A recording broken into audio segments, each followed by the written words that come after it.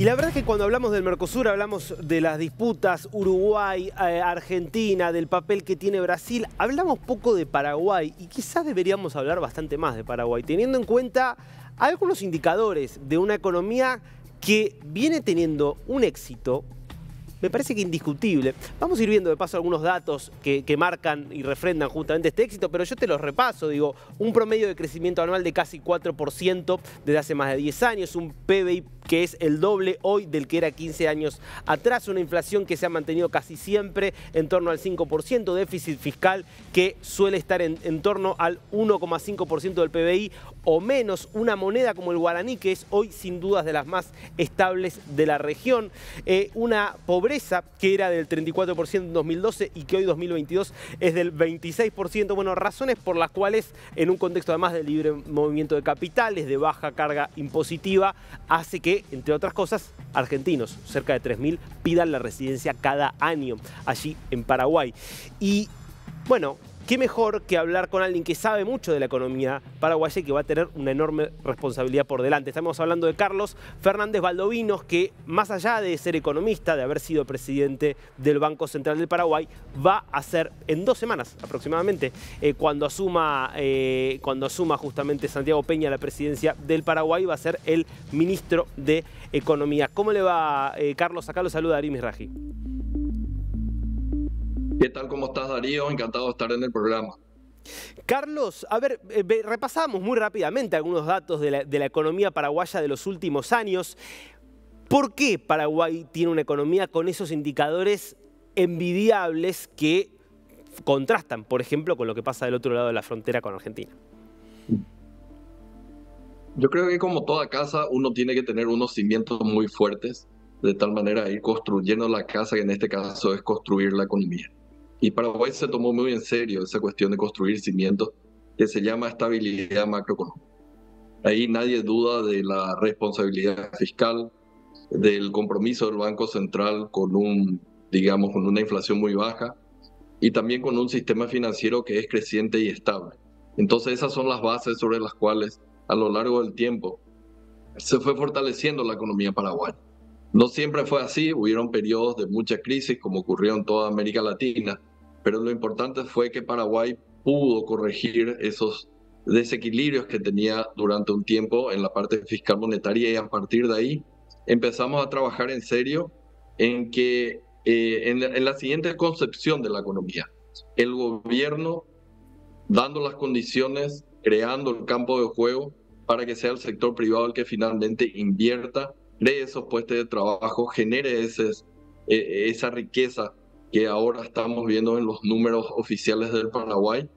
Y básicamente es esta coordinación entre el sector público y el sector privado lo que hizo que Paraguay esté en unas condiciones que, tengo que reconocer, mucha gente me dice son envidiables para toda la región. Ahora, respecto, no hablaba del tema del peso del gobierno, porque lo que uno ve y ha visto en buena parte de la historia de América Latina es la propensión de los políticos a la voracidad de cobrar más impuestos, de tratar de recaudar lo más posible, porque eso le da más poder, obviamente, al político que está a cargo del gobierno. ¿Cómo se pudo controlar justamente esa voracidad?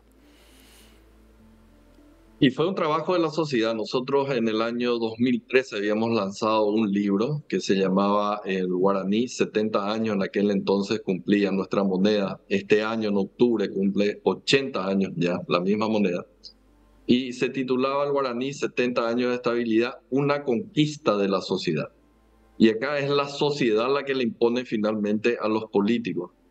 El hecho de que en el Banco Central o en el Ministerio de Hacienda, que son organismos netamente técnicos, no puede ir cualquiera.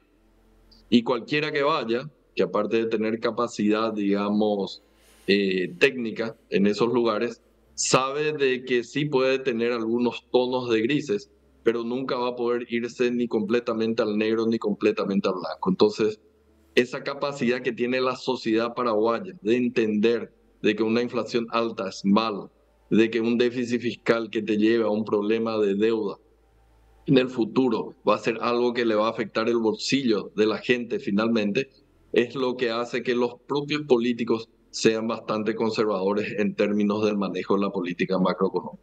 Claro. Carlos, obviamente también la política, la economía paraguaya tiene sus puntos débiles. Uno podría plantear, por ejemplo, la informalidad laboral que supera el 60% y otras cuestiones. ¿Cómo piensa encarar esos desafíos que tiene por delante la economía paraguaya cuando esté usted al frente de la gestión? Efectivamente, la economía paraguaya está lejos de ser perfecta. Hay muchas cosas que tenemos que ir mejorando. Esa parte de informalidad es una.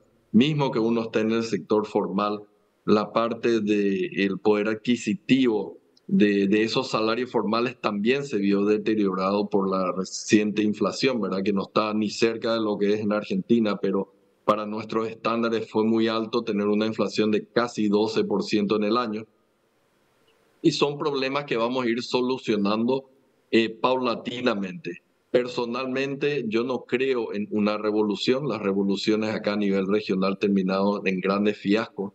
La cuestión es una evolución, ir cambiando sin perder el rumbo que uno quiere tener. Y es lo que vino haciendo Paraguay durante 20 años. O sea, lo que me pones ahí de las claves del crecimiento es algo que empezó mucho más fuertemente a partir del año 2002-2003 con un acuerdo con el Fondo Monetario Internacional, pero después de 3 años ya fue el propio país el que decidió hacer bien las cosas. Entonces, todas esas cuestiones de informalidad, los problemas que tenemos en educación, los problemas que tenemos en salud, son cuestiones que vamos a ir tomando medidas de tal manera a hacer algo que cuesta mucho a nuestros países, que es no la falta de recursos, sino que esos recursos se gasten de manera más eficiente.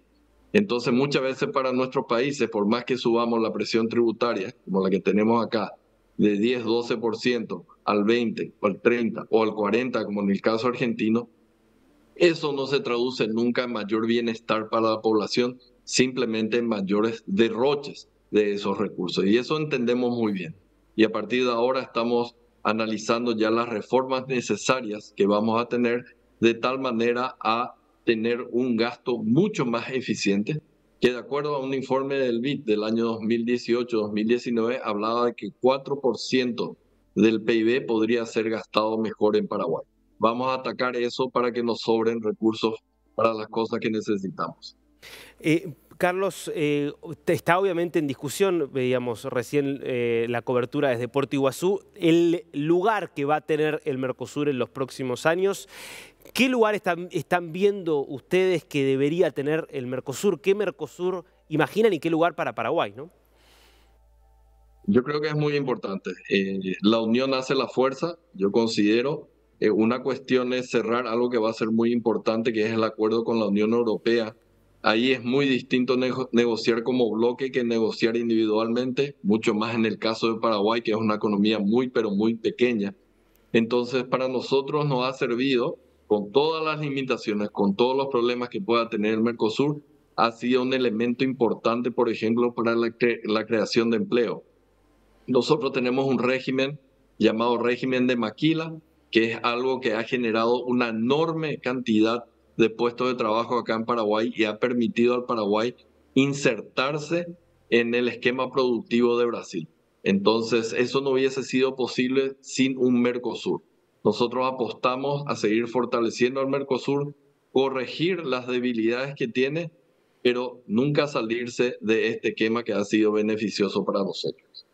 Y cuando ve las discusiones que hay, los planteos que hace Uruguay respecto de que el Mercosur está encorsetado, que hoy se convierte más en un obstáculo para el comercio exterior que en una posibilidad, ¿cuál es su visión respecto de esas críticas?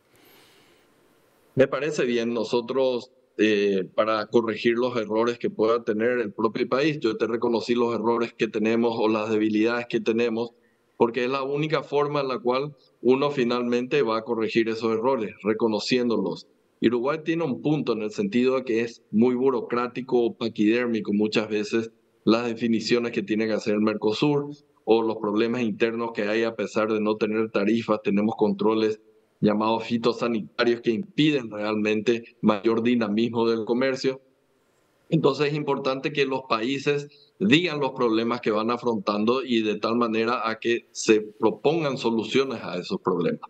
Ahora bien, trabajar por fuera me parece que no es lo más adecuado en este momento. Yo respeto la decisión que pueda tener Uruguay, pero nosotros vamos a seguir apostando por un Mercosur mucho más fuerte, mucho más dinámico y tal vez mucho más flexible como requiere Uruguay en estos momentos.